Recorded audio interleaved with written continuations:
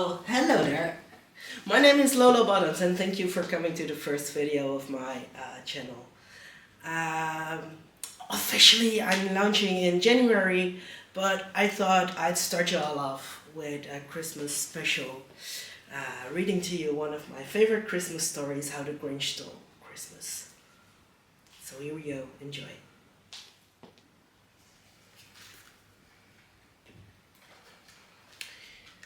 How the Grinch Stole Christmas.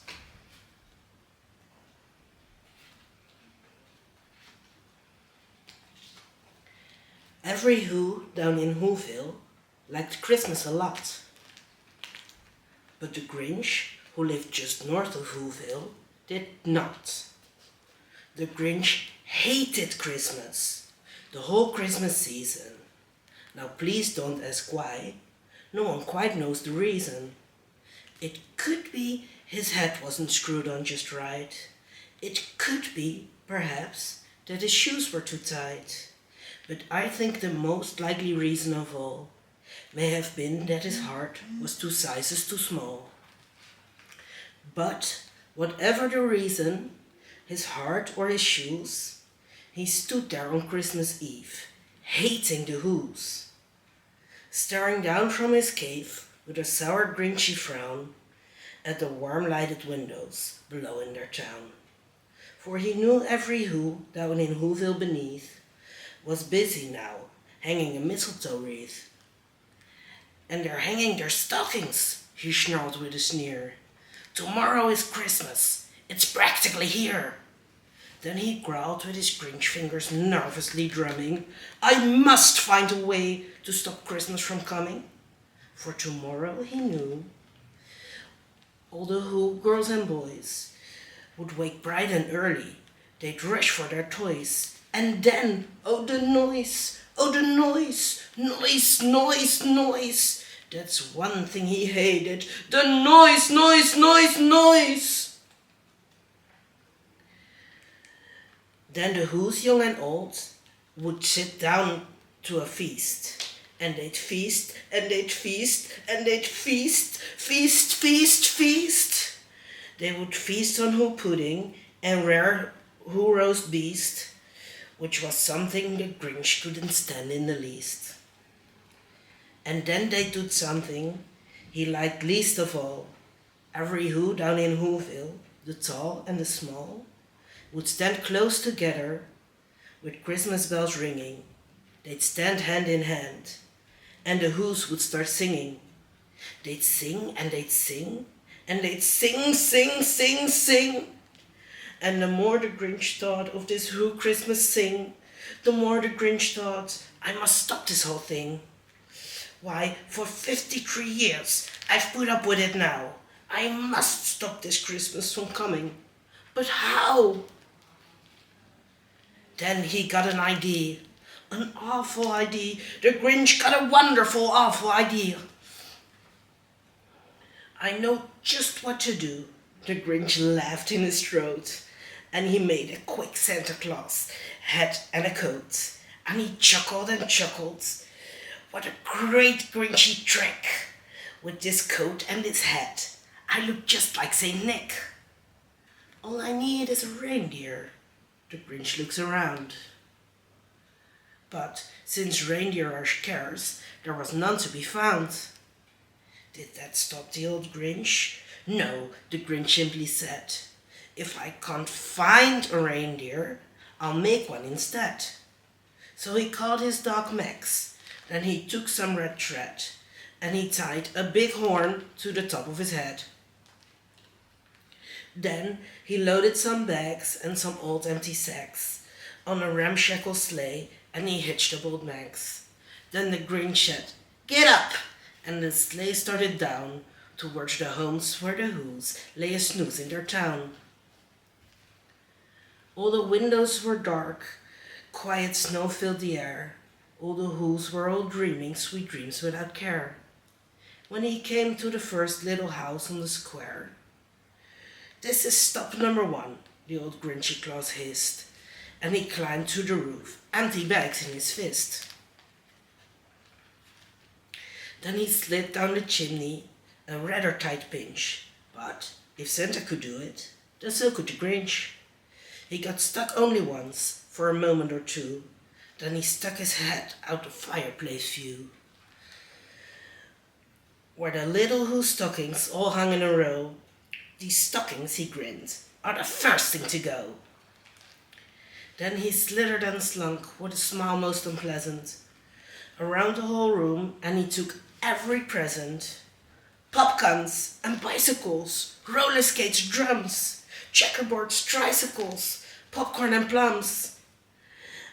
And he stuffed them in bags. Then the Grinch very nimbly stuffed all the bags, one by one, up the chimney. Then he slunk to the icebox. He took the Who's feast. He took the Who pudding. He took the roast beast. He cleaned out that icebox as quick as a flash. Why, that Grinch even took down their last can of Who hash. Then he stuffed all the food up the chimney with glee. And now, grinned the Grinch, I will stuff up the tree. And the Grinch grabbed the tree and he started to shove when he heard a small sound like the coo of a dove. He turned around fast and he saw a small Who, little Cindy Lou who was not more than 2. The Grinch had been caught by this tiny Who daughter, who got out of bed for a cup of cold water. She stared at the Grinch and said, "Santa Claus, why? Why are you taking a Christmas tree? Why?" But you know that old Grinch was so smart and so slick. He thought up a lie and he thought it up quick. "Why, my sweet little tot," the fake Santa Claus lied, "there's a light on this tree that won't light on one side. So I'm taking it home to my workshop, my dear. I'll fix it up there and then I'll bring it back here." And this fib fooled the child. Then he patted her head and he got her a drink and he sent her to bed. And when Cindy Lou Who went to bed with her cup, he went up the chimney and stuffed the tree up. Then the last thing he took was the log for their fire. Then he went up the chimney, himself the old liar. On their walls he left nothing but hooks and some wire. And the one speck of food that was left in the house was a crumb that was even too small for a mouse. Then he did the same thing to the other Who's houses, leaving crumbs much too small for the other Who's mouses. It was dawn, all the Who's still abed, all the Who's still a snooze, when he packed up his sled, packed it up with their presents, the ribbons, the wrappings, the tags and the tinsel, the trimmings, the trappings. 3,000 feet up the side of Mount Crumpet, he rode with his load to the tip-top to dump it. "Pooh-pooh to the Who's," he was grinchiously humming.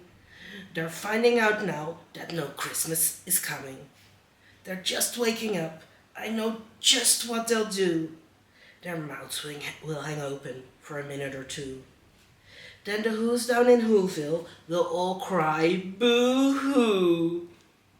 "That's a noise," grinned the Grinch, "that I simply must hear." So he paused, and the Grinch put his hand to his ear. And he did hear a sound rising over the snow. It started in low, then it started to grow. But the sound wasn't sad. Why, the sound sounded merry. It couldn't be so, but it was merry, very. He stared down at Whoville. The Grinch popped his eyes. Then he shook. What he saw was a shocking surprise. Every Who down in Whoville, the tall and the small, was singing without any presents at all. He hadn't stopped Christmas from coming. It came. Somehow or other, it came just the same. And the Grinch, with his Grinch feet ice cold in the snow, stood puzzling and puzzling. How could it be so? It came without ribbons. It came without tags. It came without packages, boxes, or bags. And he puzzled 3 hours till his puzzler was sore. Then the Grinch thought of something He hadn't before. Maybe Christmas, he thought, doesn't come from a store. Maybe Christmas, perhaps, means a little bit more. And what happened then? Well, in Whoville they say that the Grinch's small heart grew 3 sizes that day. And the minute his heart didn't feel quite so tight, he whizzed with his load through the bright morning light. And he brought back the toys and the food for the feast. And he himself, the Grinch, carved the roast beef.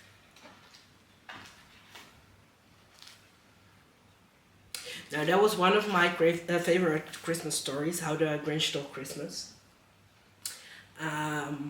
This is kind of a prelude to what is coming in 2024, which is the Story Hour Sundays. And